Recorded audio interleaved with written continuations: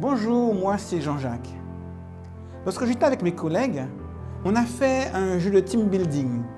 Ce jeu consistait à monter sur un muret, à se retourner, à croiser les bras et à se laisser tomber en arrière dans le vide en espérant que les collègues qui étaient tout en bas nous rattraperaient. Et c'est vrai que c'était un jeu pour nous apprendre la confiance, compter les uns sur les autres. Aujourd'hui, j'aimerais vous parler du fait de s'abandonner entre les mains de Dieu.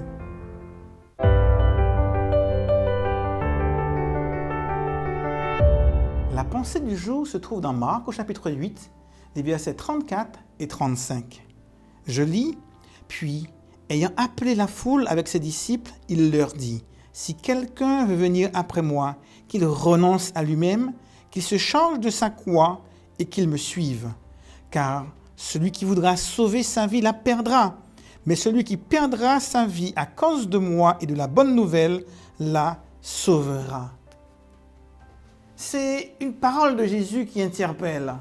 On aime les bonnes choses.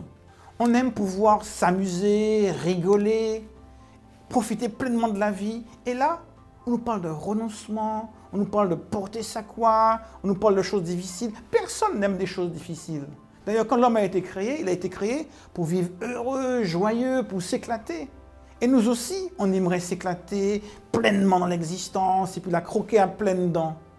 Et là, Jésus nous parle de porter sa croix, de renoncement. Il y a quelque chose d'assez bizarre, mystérieux, devrais-je dire, dans la parole de Dieu. D'ailleurs, Paul parle de l'évangile comme étant un mystère. Si vous voulez être grand, on nous dit que les premiers seront les derniers et que les derniers seront les premiers. Paul dit, c'est quand je suis faible que je suis fort. Et là, on nous dit, pour vivre, il faut mourir. Celui qui veut sauver sa vie la perdra, mais celui qui perdra sa vie à cause de la bonne nouvelle la retrouvera. Il y a beaucoup de paradoxes comme ça dans l'Évangile. C'est qu'au-delà de la mort, il y a la vie. Au-delà de la mort à soi, il y a la vie. C'est vrai que renoncer à faire quelque chose qu'on aime, c'est un petit peu mourir à soi. Renoncer à quelque chose qui nous donne du plaisir, c'est un petit peu mourir à soi. Mais chaque fois que je renonce à quelque chose pour suivre la parole de Dieu, je sais qu'au-delà de cette mort, au-delà de cet renoncement, il y a une vie meilleure, une vie éternelle.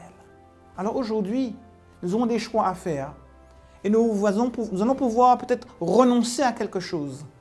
Mais nous savons que ce renoncement, c'est la promesse d'une vie éternelle.